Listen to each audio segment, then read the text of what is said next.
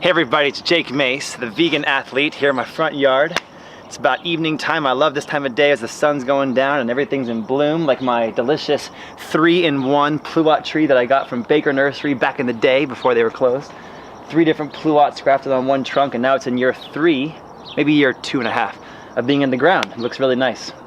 And a question I just saw on the Urban Gardening in Arizona with Jake Mace Facebook group page for gardeners. Somebody said they had somebody come by and steal all of the oranges off their fruit trees in the front yard.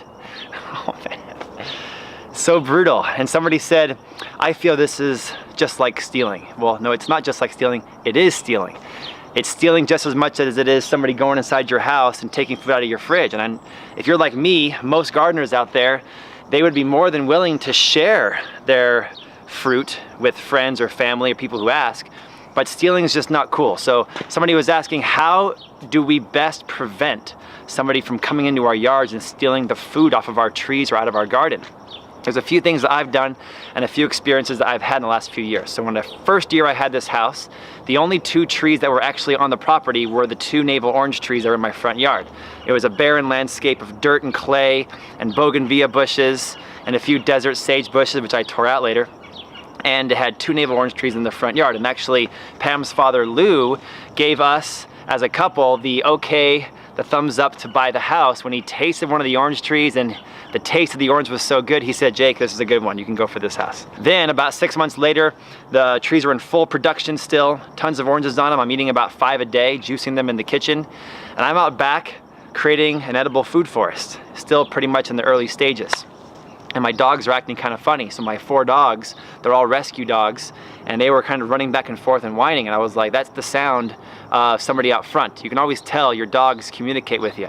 And so I went outside, and there was a lady who pulled up right here on the edge of my property, and she had like 5 kids jump out of the car, and she was in like business professional attire with a Bluetooth in her ear, very formal and professional looking. And one of her kids, like the 5-year-old, was on the driveway doing lookout. He was like looking for people. And the other 3 kids or 4 kids were just taking armfuls of my oranges in the car. And I saw them take at least 2 or 3 armfuls as I walked out, and I had my hands up like, what's going on?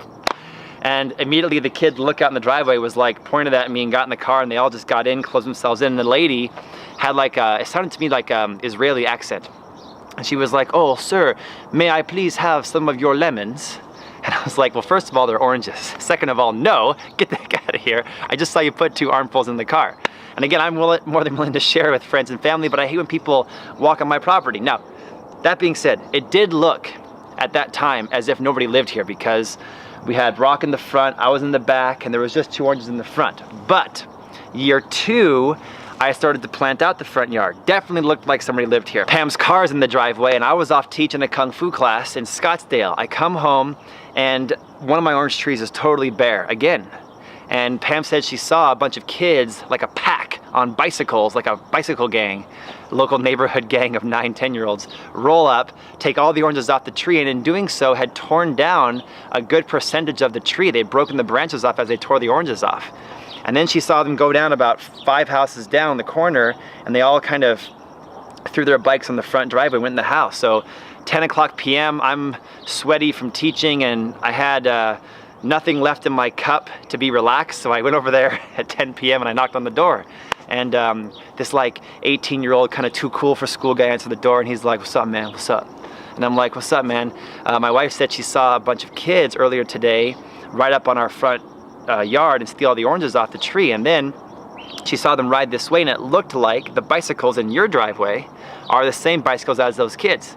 And the guy was like, he walks in the house, he looks behind, he's like, you know, to be honest with you, man, those are my little brothers and sisters, and they didn't know they were your oranges, and I'm really sorry, man. And I'm like, I live 5 houses down from you. It's so funny.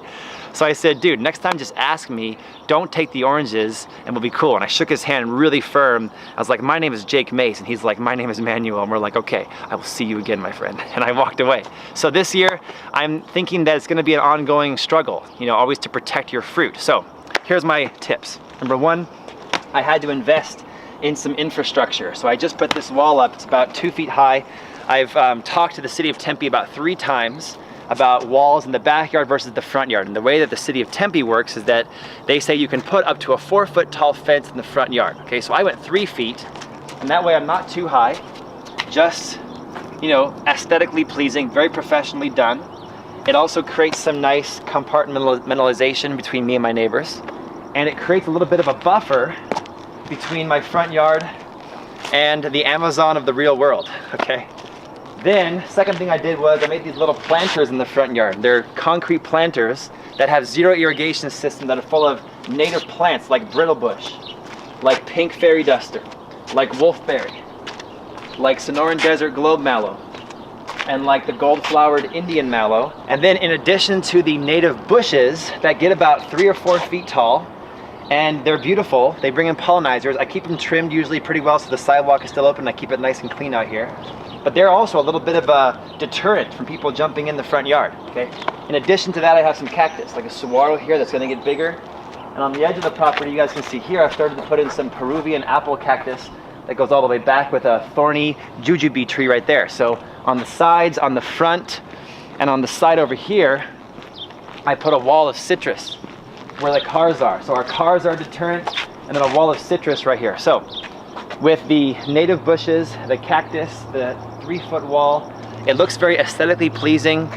It brings a lot of beauty and life to the neighborhood. Hopefully it lifts up our property value, but at the same time, it creates a bit of a moat between me and the would-be thieves who would try to steal the fruit from my front yard. So there are some suggestions for me. Hope that this means something to you guys. Hope that you guys are inspired a little bit to make some professional infrastructure changes and additions to your house to accommodate your fruit trees. Because when there's fruit on a tree, it is very hard for humans to resist it. Go vegan, grow your food at home, and I'll see you guys back here next time.